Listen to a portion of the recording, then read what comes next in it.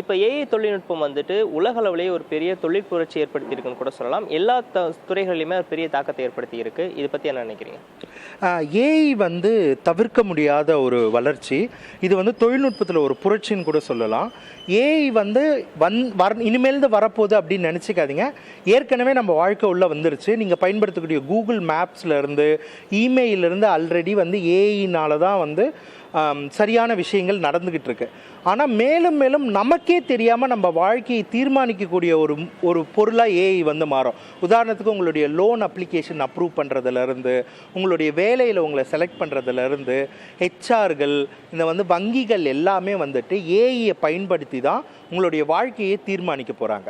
AI வந்து பார்த்திங்கன்னா அது நான் உங்களுக்கு புரிகிற மாதிரி சொல்லணும்னா ஸ்மார்ட் ஃபோன் மாதிரி. ஸ்மார்ட் ஃபோன் இல்லாத துறை இன்னைக்கு இருக்கா? ஸ்மார்ட் ஃபோன் தாக்கம் ஏற்படுத்தாத துறைன்னு ஒன்று இருக்கா? இல்லவே இல்லை. ஏஐ வந்து கிட்டத்தட்ட கணினி அல்லது டிஜிட்டல் எங்கெல்லாம் பயன்படுகிறதோ அங்கே எல்லாமே இனிமேலேருந்து ஏஐ வரும். நீங்கள் வந்து என்டர்டெயின்மெண்ட்டில் ஏஐ வரும், ஹெல்த் கேரில் வரும், மெடிசனில் வரும், இந்த மாதிரியான ஊடகத்தில் வரும், உங்களுடைய அன்றாட வேலையில் வரும், நீங்கள் சாப்பிட்ற விஷயங்களில் வந்துட்டு ஏஐ உதவி வரும்.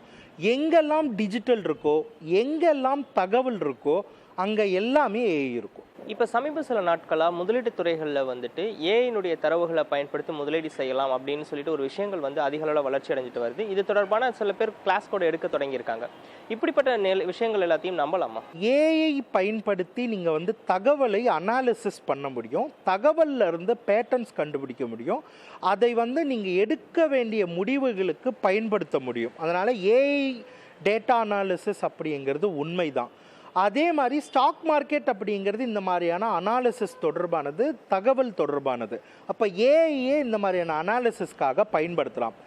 ஏஐ அனாலிசிஸ் இந்த மாதிரியான விஷயங்களை சொல்லி கொடுக்கக்கூடிய வகுப்புகளை நீங்கள் தாராளமாக கற்றுக்கலாம். ஆனால் இந்த மாதிரியான வகுப்புகள் ஒரு எஜுகேஷனாக நீங்கள் கற்றுக்கலாம்.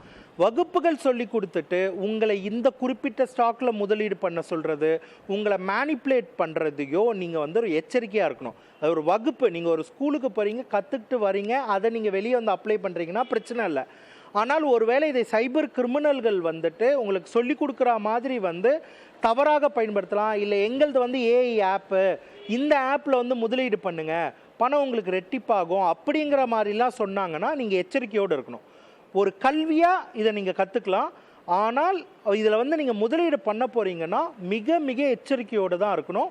ஏஐ அப்படிங்கிற வார்த்தையே சைபர் கிரிமினல்கள் இப்போ பயன்படுத்த ஆரம்பிச்சிருக்காங்க. அவங்களுக்கு நீங்கள் போய் பலியாகக்கூடாது. சோஷியல் மீடியாவில் இருக்கக்கூடிய கண்டென்ட் கிரியேட்டர்ஸ் வந்துட்டு இப்போ ஏஐன்னு வந்து அதிக அளவில் பயன்படுத்த தொடங்கியிருக்காங்க. அவங்க ஒரு கண்டென்ட்டை கிரியேட் பண்ணுறதுலேருந்து அவங்களுக்கான ஐடியாஸ் எடுக்கிறது வரைக்கும் எல்லாமே ஏஐனுடைய பயன்பாட்டின் மூலமாக செஞ்சுட்டு இருக்காங்க. இதை வந்து ஒரு நல்ல விதமான விஷயமா பார்க்கலாமா, இல்லை அதுலேயும் சில பாதகங்கள் இருக்குன்னு நினைக்கிறீங்களா? அடிப்படையில் வந்துட்டு இப்போ வந்து முதல்ல ஒரு விஷயத்தை புரிஞ்சுங்க. சமூக வலைதளங்கள், யூடியூப் எல்லாமே ஏஐ கண்டென்ட்ஸை வந்து லேபிள் பண்ண ஆரம்பிச்சிருக்காங்க. ஏன்னா ஏஐயில் வந்துட்டு மிஸ்இன்ஃபர்மேஷன், டிஸ்இன்ஃபர்மேஷன், போலியான தகவல்களை மிக எளிதாக உருவாக்கி மக்களை வந்து குழப்ப முடியும்.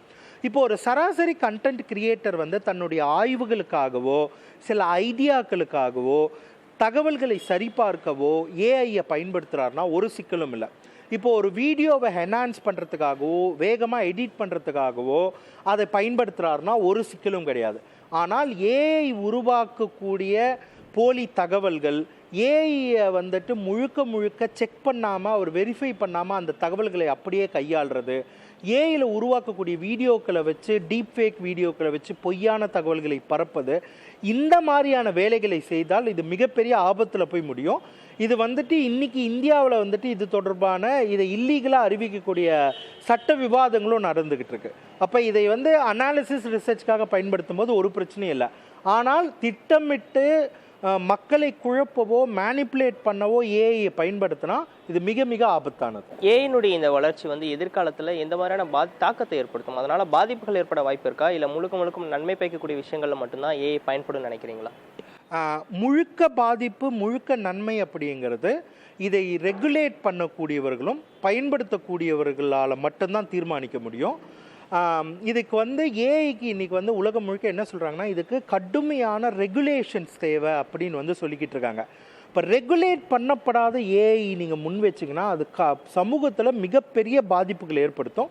இந்த ஏஐ அப்படிங்கிறத அரசு, பல்வேறு தொழில்நுட்பவியலாளர்கள், என்ன மாதிரியான சமூக ஆர்வலர்கள் எல்லாருமே சேர்ந்து இதை மானிட்டர் பண்ணவும் ரெகுலேட் பண்ணும்போதுட்டு இதனுடைய நன்மைகள் சமூகத்துக்கு நிறைய கிடைக்க வாய்ப்புகள் இருக்குது.